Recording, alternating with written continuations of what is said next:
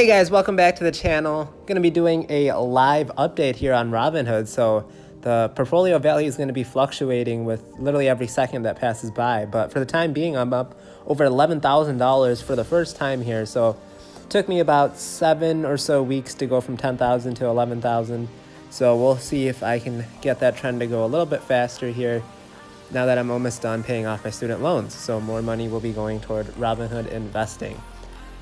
Just going to be giving a quick update on how the economy is doing, as well as go over stocks in the first half of my portfolio, and then go over all the dividends I received in the month of June. As always, guys, be sure to like, comment, and subscribe. This channel is really growing pretty quick here, and I just want to say thank you guys for all the support, and hope it continues. I wanted to note that in the past month, I'm actually up almost $700. 6.64%, which is pretty crazy. Just shows how much the economy is going up. And then as for the actual stock market, so the G20 summit, which was held this past weekend, it had very good news that the China and US trade war would finally be over. There's a lot of optimism over that, but there's still doubt as to when that deal can actually be put on paper and how quickly it can actually be achieved. So I think investors are still a little scared, as well as the S&P 500 is reaching near record highs. So that's definitely scaring people. Obviously, there's been a lot of fear on the next recession and when that will happen. So that's just some short-term news here. Let's go into the actual portfolio and see how we're doing. So we have Boeing at $353.98. Looks like it's been hit pretty hard here in the past week. Boeing, of course, does a lot of international business, as well as its flight jets. The Boeing, I believe it's the 747 MAX, have been having a lot of issues still, and it's going to take a lot of R&D and cost to figure out what's going on there. Then we have 3M. Looks like it has continued to go up from its lows. I think the lowest it got was 160. That something is definitely going on with Robinhood. It's been being very glitchy here, but in the past month it seems to be up. I don't know what's going on there, but it's up from its $160 low, around that number. So we have Southern at $55.52, continues to climb. You know, I'm just going to look at the past week and past day. I don't know what's going on when I click after that. So it only makes up 1% of my portfolio, but I've had a pretty nice return on this, 16%, and it pays a very nice dividend. Nice utilities company there. UNH, I'm surprised to see it's down. I thought after the debates that the stock would continue to go up, but we'll see how the Democratic debates continue to go on as we progress through the summer and into the 2020 election on that single-payer healthcare system, and if that is realistic.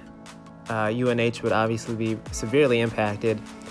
Starbucks, I think I'm going to buy another share of this today. Obviously, it seems to be headed on a downward trend as of today, so I'll keep an eye on this and let you guys know if I buy another share. JP Morgan Chase, very volatile stock here in terms of its price changing quite rapidly. I'm up on this position 6%, pays a solid dividend as well. And we have FedEx, also does a lot of business internationally, and it pays pretty small dividend of 1.7%, about that number, as Robinhood doesn't always give us the most up-to-date numbers. Then we have Otter Tails, another energy company in the mix here. I've done very well. One of the very first stocks I ever bought, up 25%. And I like to just keep this for sentimental value. And it's not doing bad, so it's like the best of both worlds there. Now, AbbVie, this is a stock I talked about a lot in my last video. Looks like it's continuing to climb after its recent acquisition of another company. And they did that so they can diversify their income streams more. Right now, Humira was making up a ridiculous amount of its revenue, and now they're trying to get that number lower by bringing in more products to sell. Pepsi, looks like it's slightly down today, but just another great stock. Sells so many different products. I'm up 27% on this position. Then we have Intel at $47.87. Not sure what's going on with this stock. One day I look at it and it's people are very pessimistic on it, and then the next day people are bullish. So just be holding on to Intel for the long term there. Verizon, another very boring company. Store is a REIT that operates in single tenant operational real estate. Let's see if I got that right. Oh, it doesn't look like it gives the acronym in there, but I'm pretty sure that's what it is. Single tenant operational real estate for Store Capital. Pretty solid stock here. I'm up 13% on this. And then stock we'll be going over today is Microsoft as well. Just a great company to own here. Makes so many different products that are integral to people's daily lives. A lot of the products I use every day are Microsoft products. Sometimes you don't even realize you're using Microsoft products. But I can't imagine doing any type of business or computer applications without this company. So I'm up $200 on this. I will continue to be buying in. I believe it has the largest market cap right now in the world at 1.04. Of course, Apple, I think, just again repassed that $1 trillion market cap value. So now let's get into the actual dividends.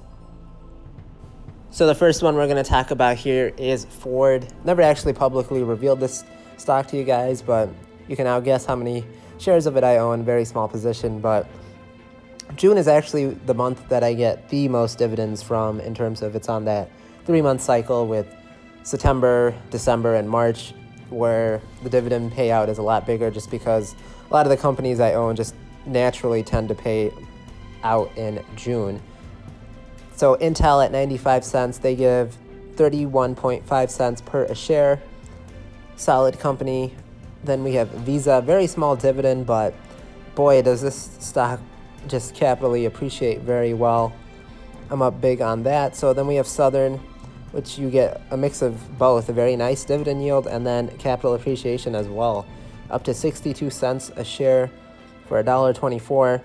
Then we have Boeing at $4.11. So even if a stock like Boeing has tumbled a lot here, it's nice that it still is paying out its dividends, has a healthy balance sheet to continue to do so. Then we have Pfizer, a stock I've also never went over, but $2.16 from them. ExxonMobil, I actually now own 2 shares, but I must have just mixed the ex-dividend date to receive the amount for 2 shares, but next time it will be double that. Otter Tails at 35 cents, J&J, $1.90, 3M, $4.32. So you could have had a nice buying opportunity at 3M when it was in the 160s and gotten a higher yield on cost there. But 3M, a dividend king, continuing to pay out dividends. We have Applied Materials, pays 21 cents a share. Then we have Microsoft, pays a pretty small dividend, but again, when your stock continues to go up like Microsoft's, it's all right if you have a small dividend payout. Then we have CSX, a railroad company, at just 24 cents a share, own 2 shares for $48. We have Realty Income, and it pays 45 cents to me, 22.6 cents a share. Equinix, a great stock. I actually made a video on this if you're not familiar with what this company does. A very great potential for both capital appreciation and huge dividend payouts. Check that video out if you are unfamiliar. Then we have UNH, and this stock raised its dividend by 18 cents, and I own 3 shares of that, so that's a pretty substantial increase, and UNH is known for doing that, so that's why I'm very bullish on this stock in the future, because that's only going to continue to grow. Then we have Pepsi at $2.87. BlackRock Science Technology, also a monthly ETF, paying one of the few ETFs I own, but they also give you 15 cents a share, occasionally give a special dividend as well. Another railroad stock in UNP, $1.76. SVHD, another ETF that pays out monthly as well there.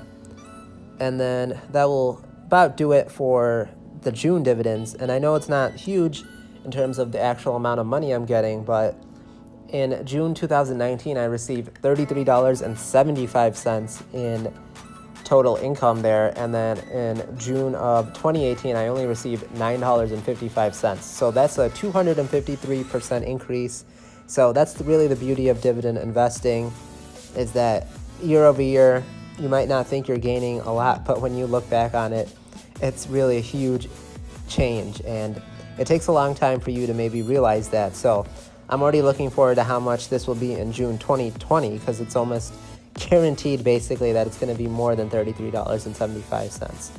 So very bullish on how my portfolio will do in the future. If not, I will just continue to be pumping money into it anyway. As always, guys, be sure to like the video, comment what you're thinking of buying and how you think the portfolio is doing, and be sure to hit that subscribe button.